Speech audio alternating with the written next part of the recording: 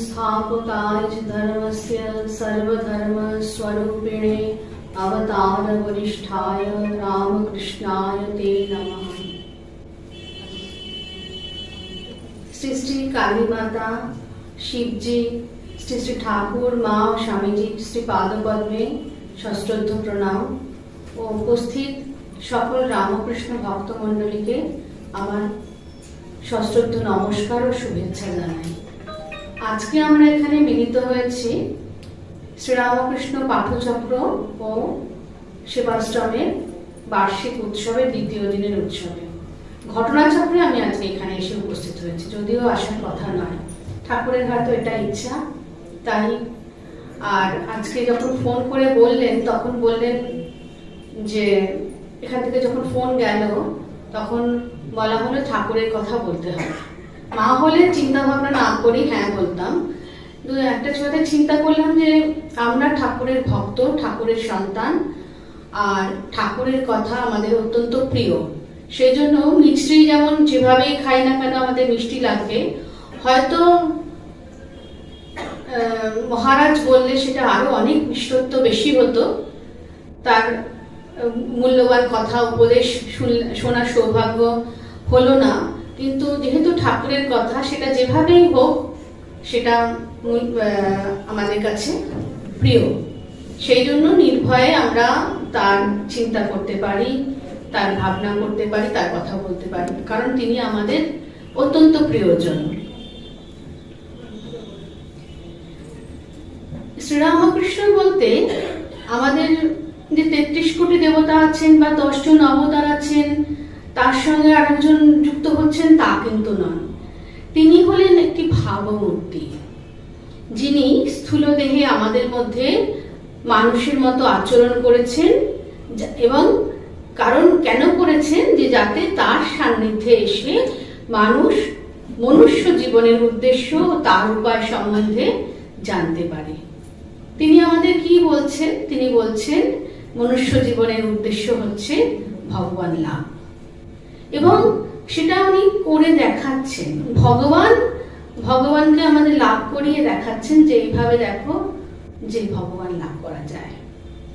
কারণ শুধু মুখে বলে ক্ষান্ত হচ্ছেন না, তিনি নিজেকে বিভিন্নভাবে কথামৃতে ছত্রে ছত্রে নিজের সম্বন্ধে জানিয়েছেন আমাদের কাছে। আমরা জানি যে যখন ঠাকুর তার স্থূল দেহ ত্যাগ করে স্বধামে প্রত্যাবর্তন করলেন, তখন তো সবাই যে যার একসঙ্গে কাশীপুরে একটা সংঘমত ছিল সেটা ভেঙে গেল, সেই আনন্দের হাট ভেঙে গেল। কিন্তু হঠাৎ একদিন ঠাকুরের নির্দেশে যে একজন ভক্ত সুরেন্দ্রনাথ মিত্র এসে, যিনি ত্যাগী সন্তানদের, তখনও পর্যন্ত সন্ন্যাস কেউ আনুষ্ঠানিক গ্রহণ করেনি, নেতা নরেন্দ্রনাথকে স্বামীজির কাছে এসে বললেন যে এমন একটা জায়গা করো যে আমরা একসঙ্গে যদি একটা জায়গা থাকা দরকার যেখানে আমরা আর কি শ্রীরামকৃষ্ণ ভক্তমণ্ডলী তার ভাবে অনুপ্রাণিত হয়ে একটু শান্তি পাবো, এমন একটা স্থান, সেটাকে আমরা এসে জোড়াবো, অর্থাৎ জুড়াবার জায়গা, যেখানে সংসারে দাবদগ্ধ মানুষ একটা জোড়াবার স্থান পেতে পারে। ঠাকুর সেটা নির্দেশ করলেন তার গৃহী ভক্ত তার মাধ্যমে, এবং সেটা নির্দেশ করলেন ত্যাগী সন্তানদেরকে গিয়ে বলতে। সেখানে কি হবে না, একত্রিত হয়ে সবাই ভগবানের নাম গুণ কীর্তন করে দিনটাকে সার্থক করবে সবাই। এটা যেমন আজকে আপনারা সারাদিন, গতকাল থেকে সারাদিন ভাবে ঠাকুরের ভাবে আপ্লুত ছিলেন এবং একটা অন্য জগতে ছিলেন, সেইটাই ঠাকুর চেয়েছিলেন। আমাদের ইচ্ছাতে কিন্তু কিছুই হয় না। একবার ঠাকুরের কাছে একটি ভক্ত আসতো, ঠাকুর তাকে অদ্ভুত নামে ডাকতেন, ঝুনো সর্ষে বলে। সেই ঝুনো সর্ষে, আর সেই ভদ্রলোকের নাম কিন্তু ঠাকুরই ওই নামে ডাকতেন, আর কেউ ডাকতো না বা জানতো না। যখন যে প্রথমে যে কর্মস্থানে থাকতেন সেখানে কয়েকজন ভক্তকে নিয়ে, ভক্ত বলা যাবে না, কয়েকজনকে নিয়ে ঠাকুর প্রসঙ্গ করতেন বা ভগবত প্রসঙ্গ করতেন। ঠাকুরের শরীর চলে গেছে, অনেকদিন হয়ে গেছে, কিন্তু ট্রান্সফার হয়ে গেছে, উনি অন্য একটা জায়গাতে বদলি হয়ে গিয়ে সেখানে চাকরি করছেন। সেখানে আর উনি তো আগেও অনুভব করেননি, যেহেতু ঠাকুর চলে গেছে আর মনেও হয়নি বা কর্মসূত্রে ব্যস্ত হয়ে পড়েছেন, যে কোনো কারণে হোক এই ধর্ম আলোচনাটা আর হচ্ছিল না। কিন্তু একদিন মধ্যরাত্রে উনি স্পষ্ট শুনছেন তার নাম ধরে, ওই অদ্ভুত নাম ধরে, ঝুনো সর্ষে, ও ঝুনো সর্ষে বলে কেউ ডাকছে। তো উনি ভাবছেন কে এই নামে ডাকছে, কেউ তো আমার নামটা জানে না, এবং যিনি জানতেন তিনি তো চলে গেছেন। দরজা খুলছেন, খুলে শুনলেন উনি যেন ঠাকুরের নির্দেশ যে ওখানকার মতো এখানে আলোচনা হয় না কেন। ঠাকুর নির্দেশ দিলেন যে তার সম্বন্ধে একটু আলোচনা হোক, ভগবত প্রসঙ্গ হোক। সেই জন্য আমরা যে এখানে মিলিত হচ্ছি তার নির্দেশে এবং তার সান্নিধ্যে। তিনি অতি অবশ্যই আমাদের, যেখানে অনেকে একত্রিত হয়ে ভগবত প্রসঙ্গ করেন সেখানে ভগবানের উপস্থিতি নিশ্চয়ই থাকে। আমাদের বিশ্বাস ঠাকুর নিশ্চয়ই আছেন। প্রথমত প্রত্যেকটির মধ্যে তো আছেনই, কিন্তু তার স্পষ্ট উপস্থিতি আজকে, যেহেতু সারাদিন ব্যাপী আপনারা ঠাকুরের চিন্তা করেছেন, সেই চিন্তার মধ্যে তিনি আমাদের কাছে আছেন, সান্নিধ্যে আছেন।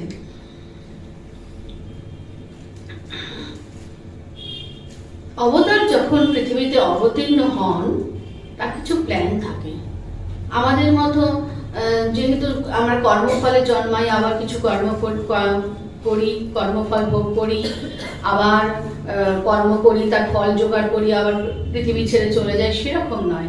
অবতার অনেক পরে পরে তো আসেন, অনেক সাধনার ফলে, অনেক তপস্যাতে, অনেক মানুষের সাধনাতে অবতার আসেন বা পৃথিবীর প্রয়োজনে আসেন।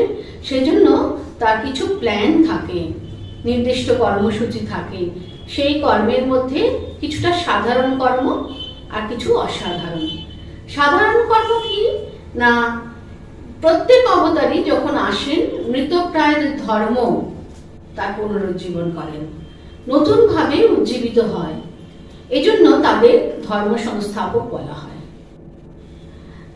ঠাকুর যে এলেন, নতুন করে কোনো ধর্ম কিন্তু স্থাপনা করেননি।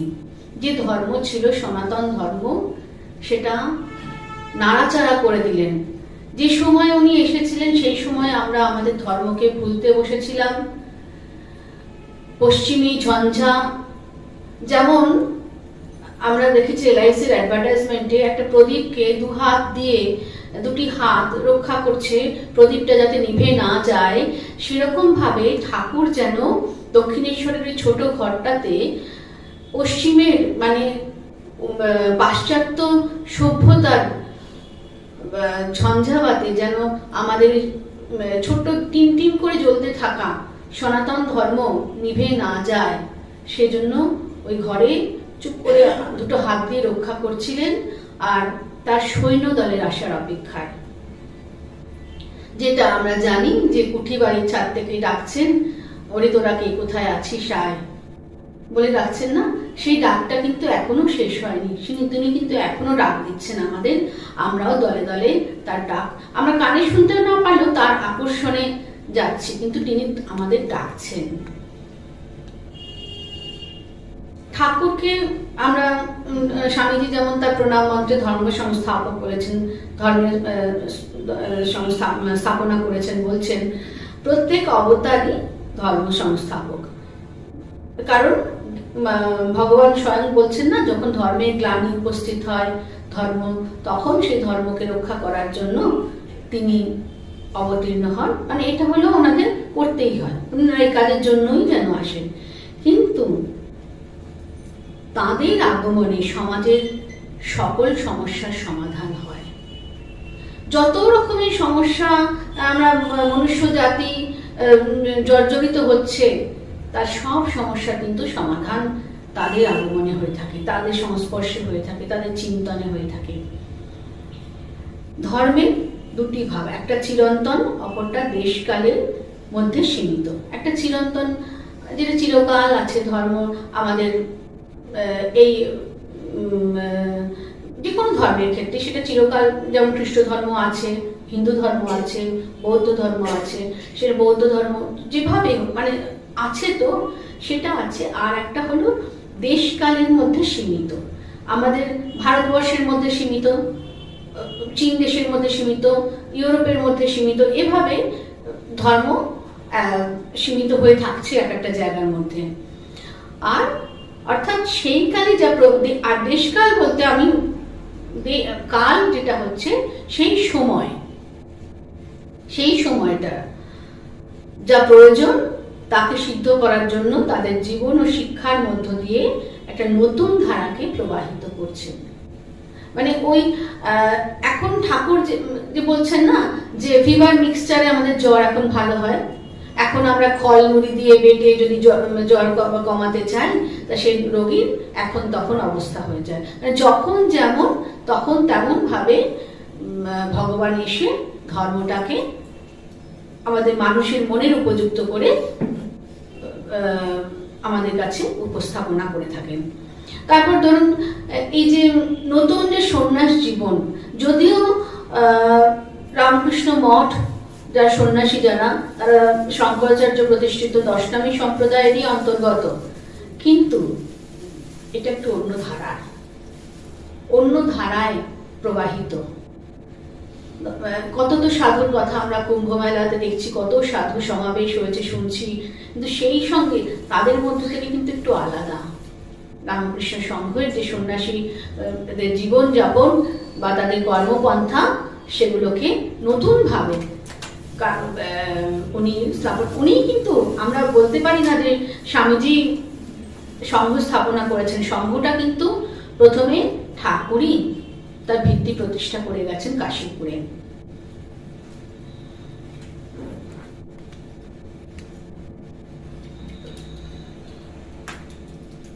ঠাকুরের অসাধারণ কর্মের ক্ষেত্রে কি পড়ে সেটা হচ্ছে তার উপদেশ ও জীবন চর্চা। উপদেশ আর তার জীবন চর্চা হচ্ছে তার অসাধারণ কার্য। তিনি থাকতেন অতি সাধারণ ভাবে, এসেছিলেন গোপনে ছদ্মবেশে, নিরক্ষর দরিদ্র ব্রাহ্মণের বেশে, তাই তাকে কেউ চিনতে পারত না। গিরিশবাবু বলছেন প্রণাম অস্ত্রকে সঙ্গে করে নিয়ে এসেছেন। এবার ওনার অস্ত্র হচ্ছে প্রণাম অস্ত্র। সেই অস্ত্রকে সঙ্গে করে, কারণ তিনি এত বিনয় দেখিয়েছেন যে মানুষ চিনতেই পারছে না তাকে অবতার বলে। খুব অল্প লোক যাদেরকে তিনি কৃপা করেছেন, তাদের সঙ্গে যারা এসেছে গেছে, দক্ষিণেশ্বরে কত মানুষ এসেছে, কত কর্মচারী কাজ করেছে, এবং তার কাছেও যার ভক্তরা তার অন্তরঙ্গ ভক্তদের সঙ্গে তো কত লোক সঙ্গে এসেছে, নৌকা করে এসেছে, বা উনি যখন কলকাতায় গেছেন কত লোক এক একটা বাড়িতে, বলরাম বাবুর বাড়িতে বলুন, অধর সেনের বাড়িতে বলুন, কত লোক এসে সমাবেত হয়েছে ঠাকুরের চারপাশে, ঠাকুরের কথা শুনেছে। কিন্তু কজন লোক তাকে বুঝতে পেরেছে? বুঝতে পারা অত সহজ নয়, কারণ এত সহজভাবে থাকতেন তাকে কেউ বুঝতে পারতো না। এটা তার ছদ্মবেশ।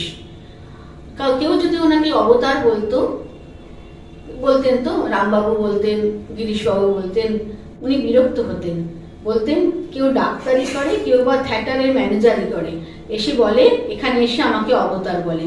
ওরা মনে করে অবতার বলে ওরা আমায় খুব বাড়ালে, অবতার বলা তুচ্ছ জ্ঞান হয়ে গেছে। কারণ রামবাবু ঠাকুরকে এভাবেই বলেছেন, গিরিশবাবু তো আমরা সেই এর দিনে 1 জানুয়ারিতে আমরা দেখেছি ওনার ওই কথাতেই ঠাকুর ভাবা অবস্থায় তোমাদের 14ই চৈতন্য হোক বলে সেই বিখ্যাত আশীর্বাদ আমাদের করে গেছেন।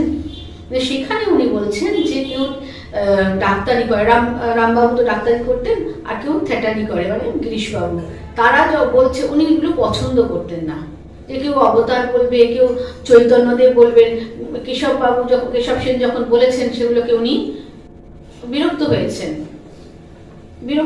যে মায়ের ইচ্ছাতে উনি বলছেন আমি তোমাকে সবার মধ্যে প্রচার করে যাবো, বলছেন যে মায়ের ইচ্ছা এটা হবে, তুমি প্রচার করবার কি? ঠাকুরকে লোকে নানা ভাবে জেনেছে, আর তাকে সেভাবেই প্রকাশ করেছে। কেউ বলছে সাধক, কেউ বলছে সিদ্ধ পুরুষ, কেউ বলছে মহাপুরুষ, কেউ অবতার বলছে। কারণ আমাদের সীমিত বুদ্ধি, যেমন কথামৃত থেকে আমরা বলতে পারি যে অন্ধ মানুষেরা যখন একটা হাতির কাজ এসেছে তার সামনে অন্ধদের দাঁড় করিয়ে দিলে তাদেরকে বলতে বলে কেউ বলছে থামের মতো, কেউ বলছে একটা সরু ল্যাজটা কেউ ধরেছে, কেউ পা ধরেছে, কেউ কান ধরেছে। এরা যারা যে পোর্শনটা স্পর্শ করতে পারছে সেই অনুযায়ী তারা হাতিকে বর্ণনা করছে। সেরকম ভাবেই ঠাকুরকে আমরা যতটুকু বুঝতে পারছি, যতটুকু বুঝতে পারছে সেভাবেই ঠাকুরকে তারা অনুভব করেছে এবং বলেছে। যেমন কিন্তু ঠাকুর সবটা কেউ চিনতে পারেনি বা বলতে পারেনি, কারণ হচ্ছে ভগবান অনন্ত, তার আদি অন্ত নেই। কিন্তু আমাদের আমরা তো ইন্দ্রিয় দিয়ে বুঝবো, অনুভব করব, আমাদের ইন্দ্রিয়গুলোর একটা সীমানা আছে, আমরা এর বেশি যেতে পারি না। আমাদের মনকেও যদি আমরা ইন্দ্রিয় ধরি, মানে ওটা দিয়েও তো আমরা অনুভব করি, বুঝি, সেখানে মনেরও সীমাবদ্ধতা আছে। সেই জন্য সেই সীমাবদ্ধ জিনিস দিয়ে আমরা অনন্তকে বুঝতে পারি না, কিন্তু যতটুকু বুঝি সে তাতেই মনে করি আমরা সবটা বুঝে গেছি। পিঁপড়ে, চিনি, পাহাড়ের ঠাকুরের এই উদাহরণ, সবটাই ঠাকুরের কথা, ঠাকুরের বলা, আর কোনো কিছু নেই। যে ঠাকুরকে আমরা অনুধ্যান করছি, কিভাবে করছি না, ঠাকুর গঙ্গা জলে গঙ্গা পুজো। চিনির পাহাড়, আর পাহাড়ের কাছে গিয়ে একটা চিনি তুলে নিয়ে এসে, দানা তুলে নিয়ে এসে আস্তে আস্তে মনে করে ভাবছে যে আমি যখন এবার আসবো পুরো পাহাড়টাকে নিয়ে যাব, এতটাই তার ক্ষমতা বলে মনে করছে। আমরাও সেরকমই ভাবছি যে আমরা ঠাকুরকে সবটা বুঝে গেছি। ঠাকুর নিজেই বলছেন যে অবতার এলে তাকে কেউ চিনতে পারলে না, নিজেই বলছেন অবতার এলে তাকে কেউ চিনতে পারলে না, কারণ কিন্তু চেনা দিচ্ছেন না, চেনা দিলেই তো সব হয়ে গেল। শ্রীরামচন্দ্র এসেছিলেন, তাকে 12 জন ঋষি মাত্র চিনেছিল, বাকি সবাই রাজা দশরথের পুত্র বলে জানত। তার আসার উদ্দেশ্য কি? রাবণ বধ, এটুকুই আমরা জানতাম।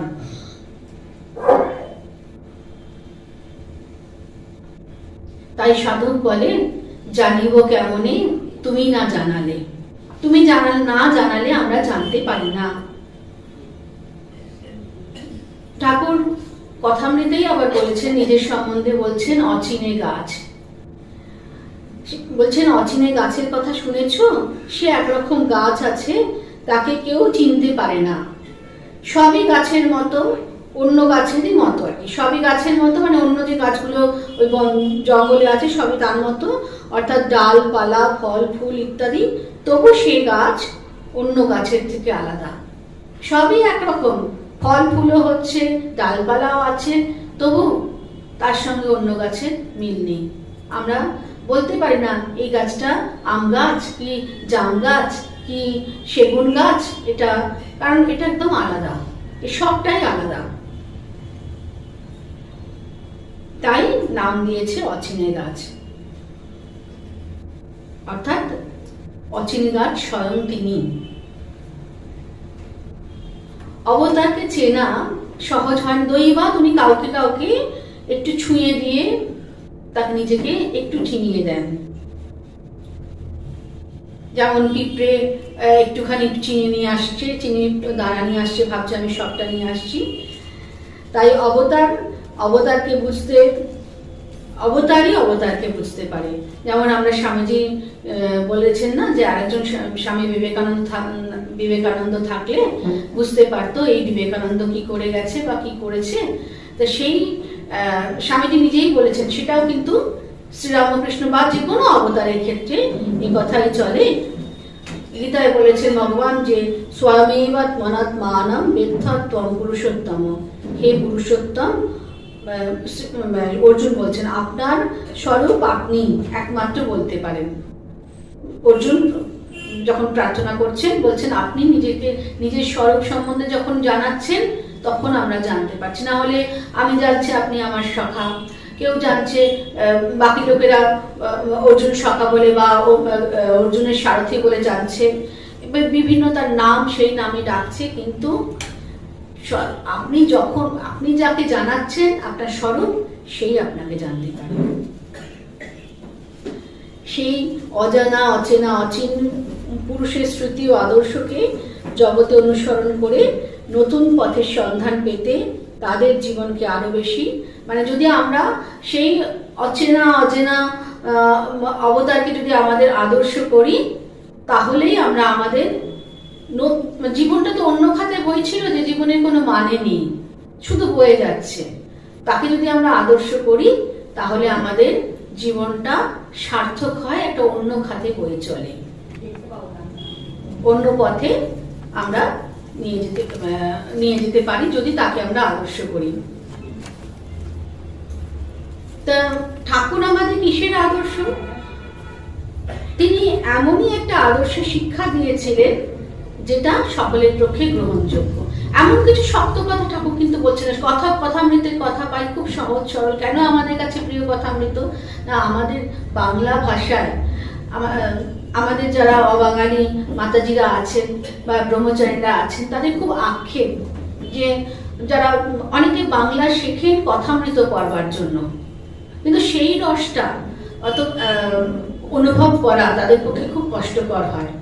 আমরা সেজন্য খুব ভাগ্যবান, ঠাকুর কথামৃত বলেছেন, মানে ঠাকুর তো প্রথমত বাংলাদেশে জন্মেছেন আর কথামৃত মাস্টারমশাই বাংলায় লিখেছেন। আমরা খুব ভাগ্যবান। যদি ইংরেজিতে উনি অনুবাদ করেছেন বটে, ইংরেজিতেও লেখা হয়েছে বা অনুবাদ যেগুলো হয়েছে সেগুলো অতটা মনোগ্রাহী হয় না।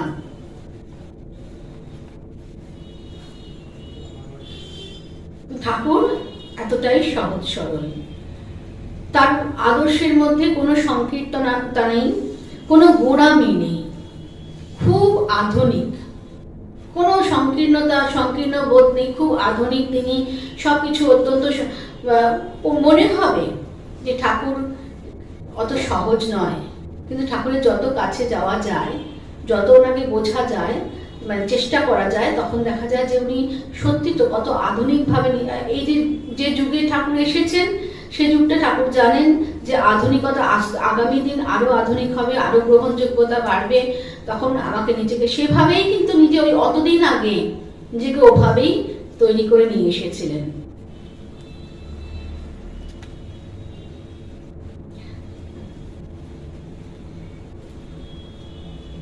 নতুন কোন অবতার, কোন দেবতা খাড়া করা বা এই ধর্মকে খাড়া করা, নতুন কোন মতবাদকে উনি কিন্তু মতবাদ খাড়া করেনি। মা বলছেন যে আমরা কোনো কিছু, ঠাকুর কোনো কিছু ভাঙতে আসেননি, ভেঙে নতুন কিছু গড়তে আসেননি, যা কিছু আছে সেগুলোকেই সাজিয়ে গুছিয়ে আমাদের সামনে তুলে ধরেছেন।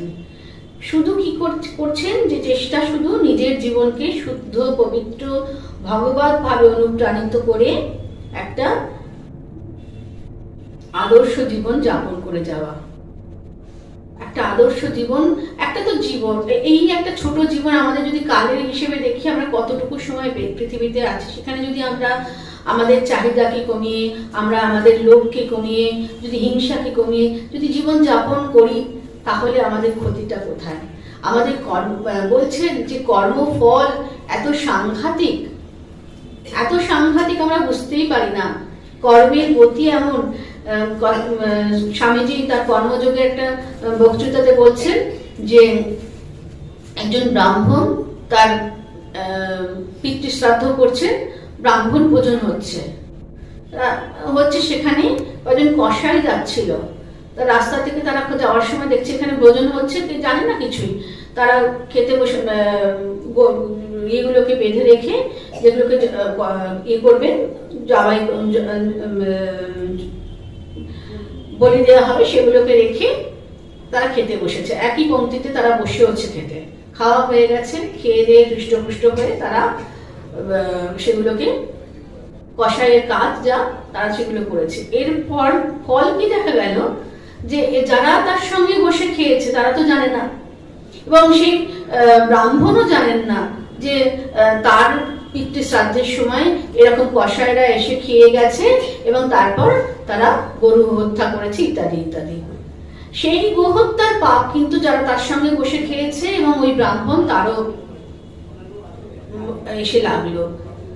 এটা তো অজ্ঞানতার বশবর্তী হয়ে আমাদের, কিন্তু আমরা যখন নিজের জ্ঞান তো আমরা কিন্তু চেষ্টা করলেই পারি যে ঠিক আছে যা হওয়ার হয়ে গেছে, সেগুলো যেগুলো হয়ে গেছে, যে তীরগুলো ছোড়া হয়ে গেছে, সেগুলোর ফলে যে সমস্ত পশু পাখি হত্যা হয়েছে সেগুলোর থেকে তো আমরা নিজেদের রক্ষা করতে পারবো না, কিন্তু যে তীরগুলো আমার পিঠের তুলের মধ্যে এখনো রয়েছে সেগুলোকে যদি না আমি এখনো ছুঁড়ি তাহলে তো আর পশু পাখি হত্যা হয় না, সেগুলো তো থেকেই যায়। সেগুলো তাহলে আমি এই যে এটাই কিন্তু ঠাকুর দেখাতে এসেছেন যে জীবনটাকে শুদ্ধ পবিত্র করো, সত্য পথে চলো, তাহলে জীবন সার্থক হবে। সার্থক হওয়া মানে আমরা মানুষ হওয়া। সার্থক হওয়া মানে আমার কাছে ভগবান 100 হাত পা নিয়ে এসে দাঁড়াবেন না, তাহলে কিন্তু আমরা ভয় পেয়ে যাবো। ভগবান যদি সত্যি সত্যি আমাদের সামনে ওই রকম ভাবে তার স্বরূপ নিয়ে এসে দাঁড়ান, আমরা কিন্তু ভয় পাবো, আমরা তাকে গ্রহণ করতে পারবো না। সেই জন্য উনি আমাদের মতো দেহ ধারণ করে আসেন।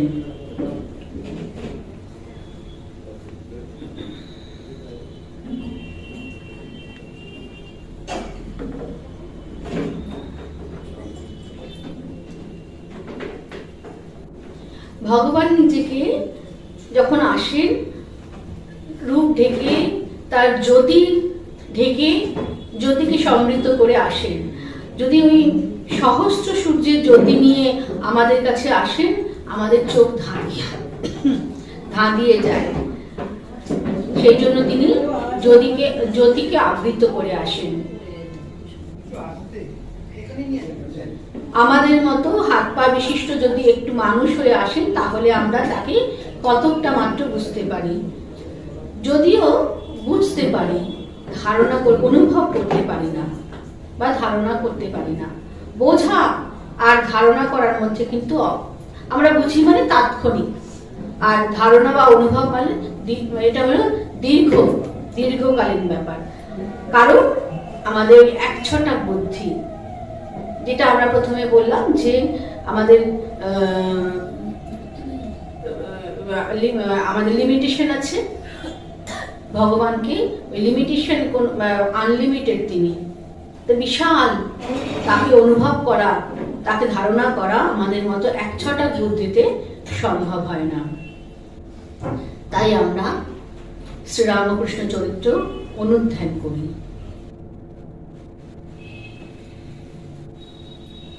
ঠাকুর তার নিজের জীবনকে যেভাবে আমাদের কাছে চিত্রিত করেছেন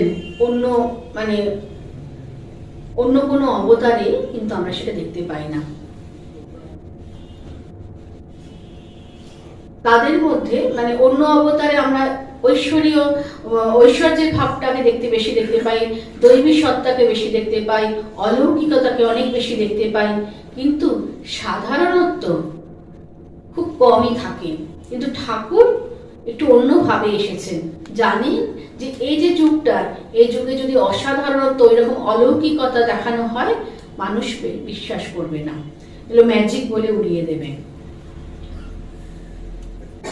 সংসারের সকলের প্রতি কর্তব্য পালন, আবার সংসারের সম্বন্ধে উদাসীন, সন্ন্যাসীর মতো উদাসীন ছিলেন তিনি যেমন একদিকে সন্ন্যাসীর আদর্শ তেমনি গৃহস্থেরও আদর্শ ছিলেন। দুটি সমন্বয়, ওনার আসার উদ্দেশ্য ছিল কিন্তু সমন্বয় করাই ওনার প্রধান উদ্দেশ্য সবকিছুর মধ্যে। উনি ওনার জীবন চর্চাতেও তাই দেখিয়েছেন। দেখুন, উনি আমরা কথামৃতে দেখি উনি অনেক সময় বা ওনার ভক্তেরা যখন এসে রাত্রিবাস করছেন, সারা রাত্রি ঘুমাচ্ছেন না, তার কাপড় ঠিক থাকছে না, উনি ভগবানের নাম করছেন, কাউকে ঘুমোতে দিচ্ছেন না, যেটা স্বাভাবিক হয়ে থাকে, রাত্রিবেলা হলে ঘুমাবেন সবাই, কিন্তু সেটা উনি করছেন না। ভগবত প্রসঙ্গ, সারাক্ষণ ভগবত প্রসঙ্গ করছেন এবং যারা এসেছেন তাদেরকেও হরিনাম করিয়ে নিচ্ছেন। তাই সেইখানে আমরা ঠাকুরকে দেখি তিনি তার মায়ের প্রতি কর্তব্য করছেন, বলছেন যখন মা চলে যাচ্ছেন তিনি গঙ্গা জলে তর্পণ করার চেষ্টা করছেন, কিন্তু জল সঞ্চয় তিনি করতে পারেন না। সঞ্চয়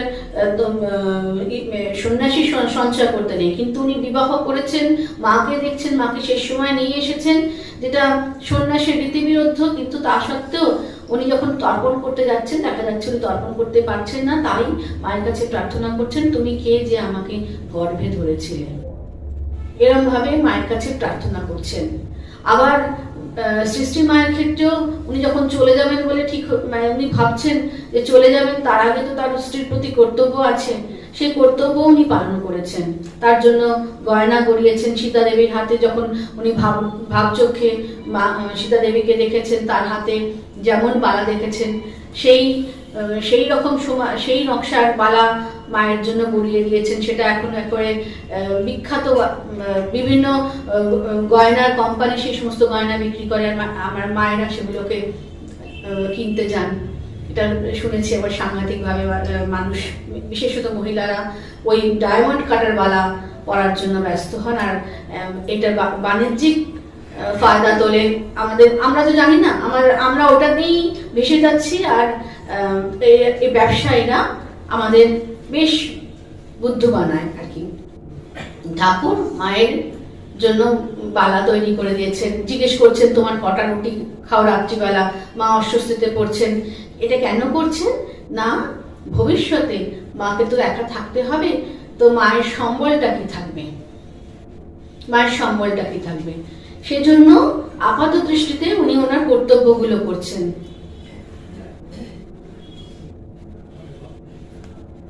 আবার সন্ন্যাসীদের মতো ওনার আচরণ, কোনো কিছু সঞ্চয় করতে পারেন না, সততার একেবারে প্রতিমূর্তি উনি।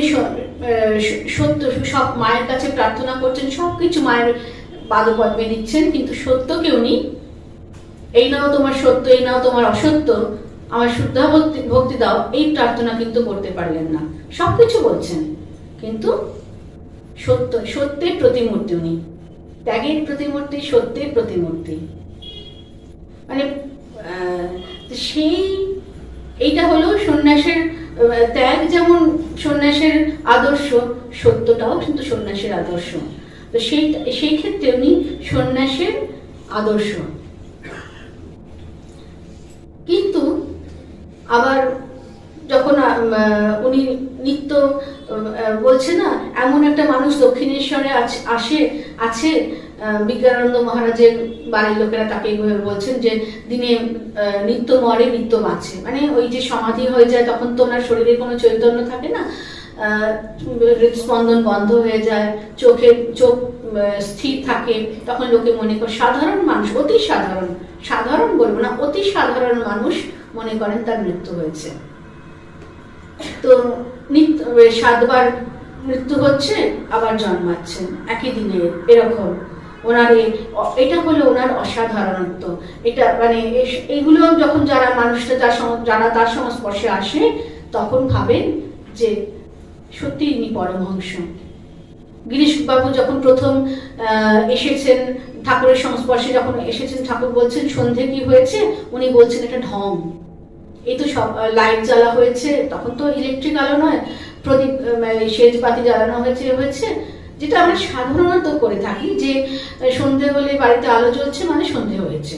তো ঠাকুর তো সেই, তার কাছে দিন রাত্রি কোনো ভেদ নেই, সমান। তো এগুলো যখন আমরা আলোচনা করি তখন মনে হয় সত্যি তিনি তো আমাদের সঙ্গে থেকেও আমাদের মতো নন, আমাদের মতো তো তিনি নন। যেমন চাঁদের প্রতিবিম্ব যখন পুকুরে পড়ে তখন মাছেরা মনে করে যে তাদের খেলার সঙ্গী, তার সঙ্গে কিলবিল করে খেলা করে, কিন্তু সত্যি সত্যি কি চাঁদ এসে তাদের সঙ্গে খেলছে? আমরা প্রথমত অজ্ঞ, আর দ্বিতীয়ত তিনি কৃপা করে পুকুরে নেমে এসেছেন তার প্রতিবিম্ব রূপে।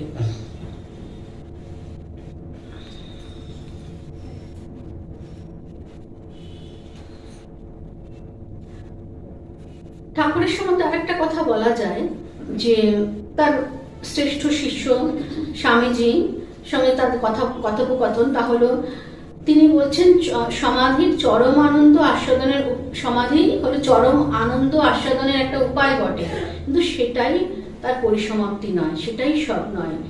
বলছেন না মনটাকে এত ছোট করিস না, কারণ তিনি এটা অদ্ভুত, শিষ্য সমাধি চাইছে, নির্বিকল্প সমাধি চাইছেন, তিনি সেটা পাওয়ার উপযুক্ত বটে, সে নির্বিকল্প সমাধি হতে পারে, কিন্তু তাও ঠাকুর রাগ করছেন, মনকে এত ছোট করছো কেন? কারণ তিনি জানেন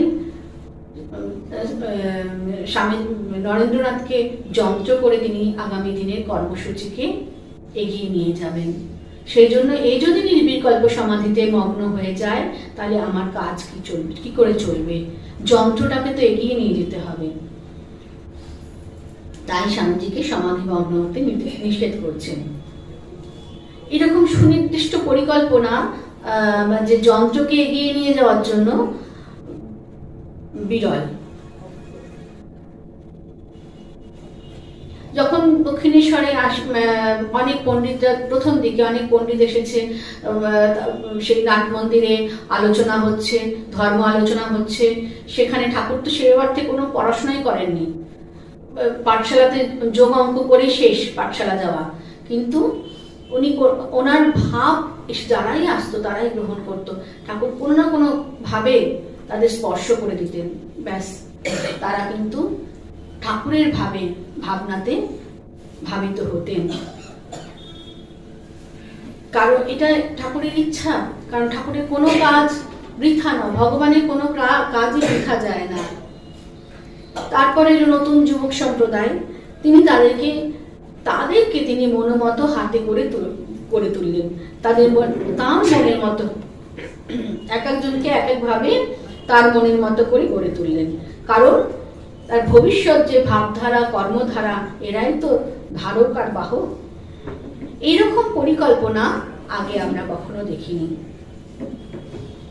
সংঘকে তিনি নিজে হাতে গড়েছিলেন কাশীপুরে, আমরা জানি। আর সংঘ নেতাকেও প্রতিদিন সন্ধ্যের পরে তার কর্মসূচি নিয়ে আলোচনা করে তার তাকে তৈরি করেছিলেন অনেকটা সময় নিয়ে। আবার বলছেন যে একদিন বলছেন, তোকে সর্বস্ব দিয়ে আমি ফকির হলাম। কি দিলেন না? সংঘ পরিচালনার শক্তি। ফকির হওয়া মানে কি তিনি আর তার কোনো ক্ষমতা রইল না? তা কিন্তু নয়। এটা সেই এমন